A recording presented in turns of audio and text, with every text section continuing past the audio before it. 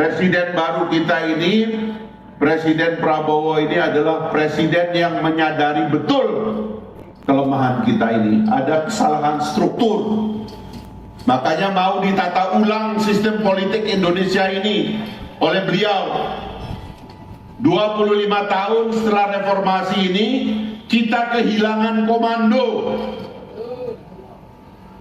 Rakyat kocar-kacir, politisi bertengkar tidak jelas, pemilu ongkosnya mahal, pejabat publik politik ikut pemilu ngutang, habis pemilu uang negara digarong untuk bayar hutang pemilu. Betul apa tidak? Tugas pemimpin, terutama pemimpin politik, mendinamisir siklus ini supaya efek dari negara pada kehidupan rakyat itu nampak.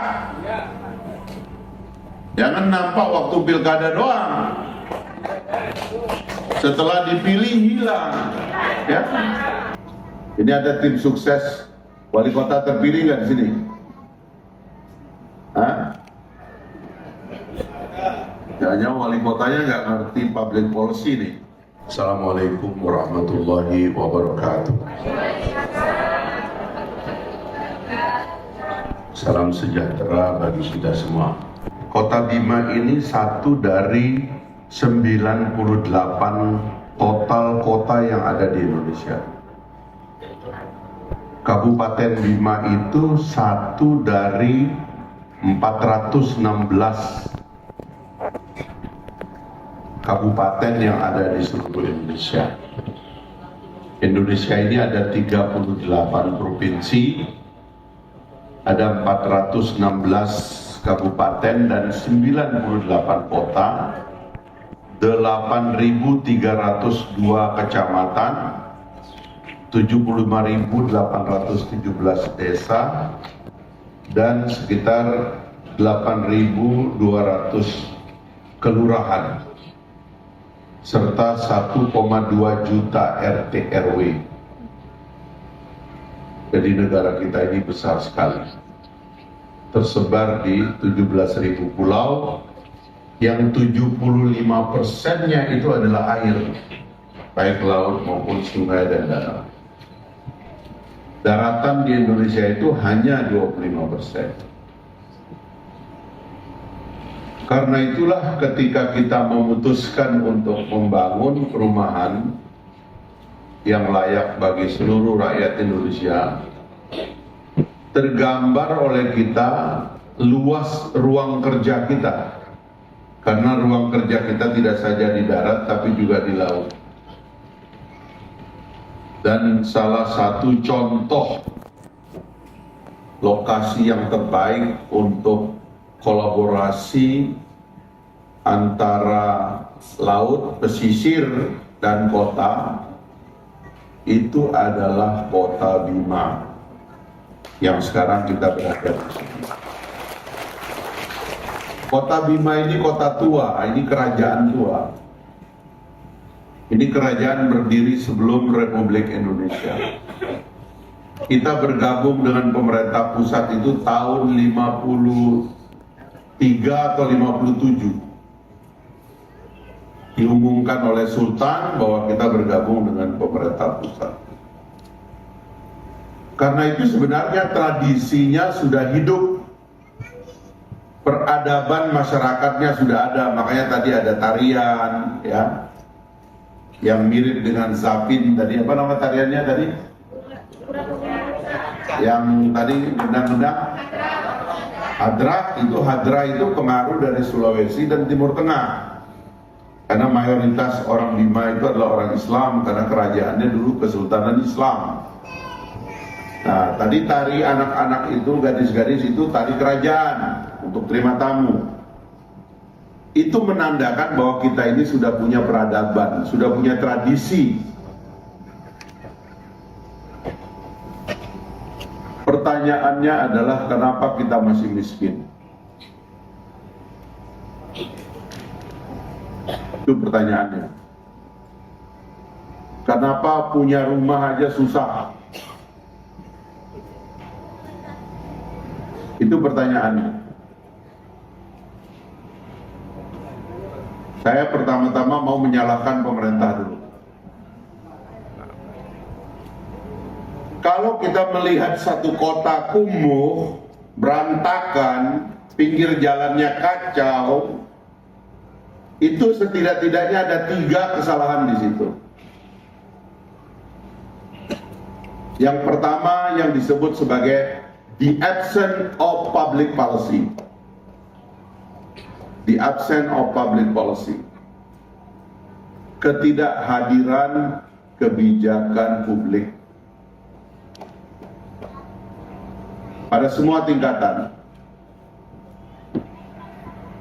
Ini ada tim sukses wali kota terpilih nggak di sini?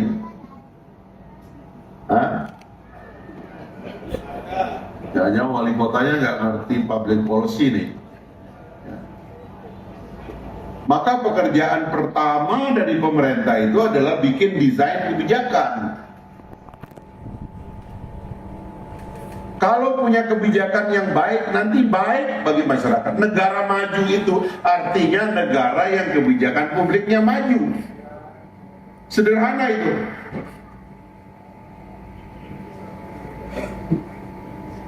Kita pasti ada masalah dalam desain kebijakan. Saya nggak tahu itu tadi Pak Faruk cerita, ternyata ada 2 rumah susun mangkrak di sini. Nah, urusan jelek-jelek nggak mau dilapor ke saya. Untung ada orang jujur kayak Faruk ini, ngomong seenaknya aja. Akhirnya bisa tahu saya ada 2 rumah susun mangkrak. Itu kan uang rakyat, mubazir. Ya. Itu dari mana nanti tolong diceritakan, habis ini kita ke sana ya. Habis ini kita ke sana, kita lihat itu. Bisa kita taruh gedung begitu mahal tapi nggak dipakai. Terus dibiarkan tidak dipakai. Nggak boleh itu. Ini salah siapa? Salah pemerintah dong. Ya, nggak bisa meyakinkan rakyat. Saya nggak percaya orang nggak mau tinggal di lantai 2, lantai 3 kalau airnya bersih, lebih murah, ya, lebih bagus, lebih enak, apalagi pinggir pantai. Tadi saya foto dari kamar saya ada 2 kelihatan tuh di pinggir pantai kan itu ya. Pinggir pantai itu pinggir yang paling romantis kok. Nah, saya melihat itu. Jadi itu semua adalah masalah public policy. Yang kedua yang disebut sebagai the absence of government institution. Alpanya atau tidak hadirnya institusi negara. Kalau ada kota kotor, kalau ada sampah berserakan di jalanan, kalau ada parkir yang kacau, kotanya bau, kotor, itu ketidakhadiran negara. Nggak usah salahkan orang lain.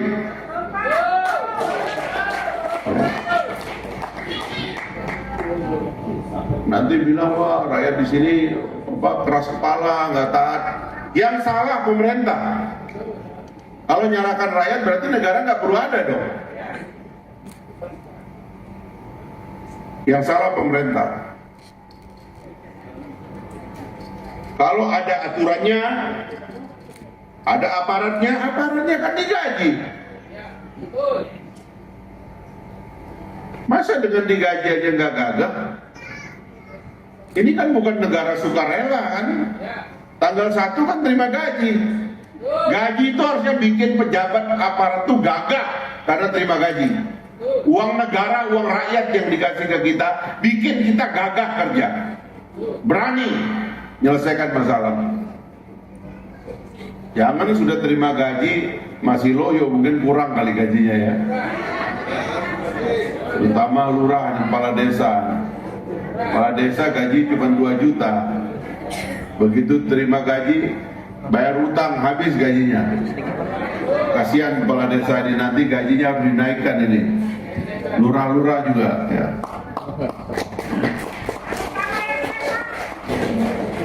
Terutama yang ikut pilkada itu atau pemilih pilkades. Karena waktu ikut pilkades banyak utang kan itu. Jual rumah, jual tanah. Itu yang kedua. Yang ketiga adalah the absence of public officer. Pejabatnya nggak kelihatan. Saya lihat itu di mana-mana di daerah tuh, wah, Pol PP dikasih mobil, ya kan, kasih seragam. Kotanya masih berantakan, terus ngapain aja itu Pol PP? Bingung, nggak tahu apa yang dikerjakan. Jadi beginilah cara kita melihat negara. Ada kebijakannya, ada aparatnya, ada institusinya, ada aparatnya.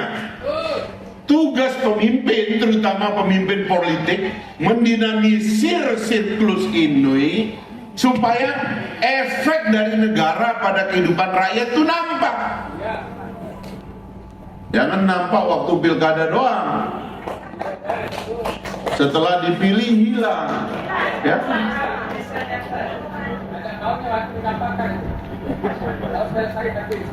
Nah itu. Yang terakhir ada yang penting, padahal sudah ada, yaitu uang. Uang ada. Uang ada. Uang kita itu banyak. Cuman kalau kita salah dalam perencanaan, salah meletakkan institusi negara, salah meletakkan pejabat, dan salah memimpin, uang berapapun nggak pernah ada, nggak pernah cukup. Itu yang saya bilang. Berapa banyak bangunan mangkrak, berapa banyak bangunan yang setelah dibangun ditinggal. Uang itu. Tapi karena kesalahan desain dan public policy, akhirnya jadi kaya.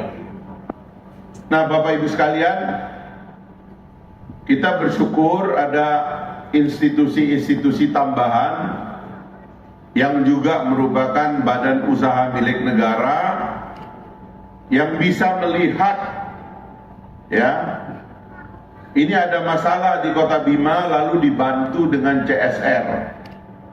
Inilah yang dilakukan oleh sarana multigria finansial ini. Sebenarnya kita di orang Kota Bima ini, ya khususnya para pejabatnya ini, malu ini. Kalau SMF itu datang, artinya kita ini nggak bisa ngurus diri kita sendiri. Ya. SMF ini baru lahir tahun berapa, Pak? 2005. Kerajaan Bima ini lahir sebelum Republik ada. Ini kakek minta tolong kepada cicit-cicitnya lagi. Malu nggak?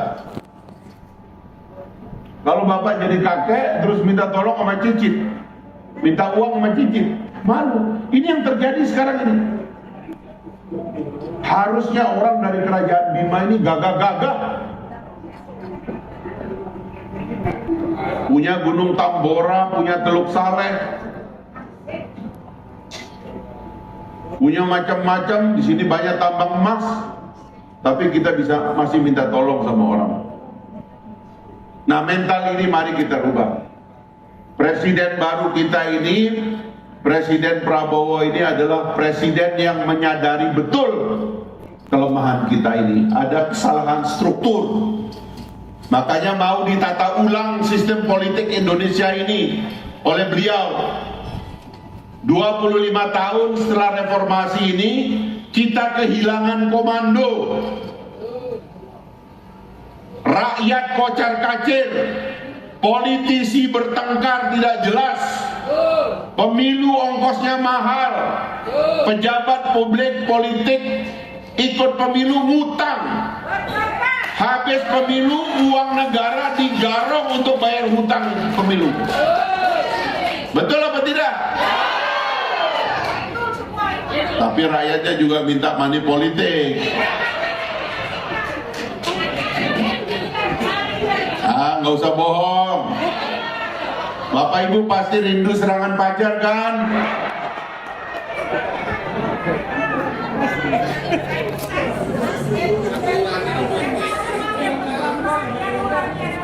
Kelihatan ini wajah-wajah rindu serangan Fajar ini. Dan ini 5 tahun nggak akan ada serangan Fajar lagi nih, karena pemilu udah nggak ada. Dan pemilu yang akan datang kemungkinan presiden mengevaluasi Sistem pemilu kita yang mahal, boros, ugal-ugalan. Kita hentikan itu.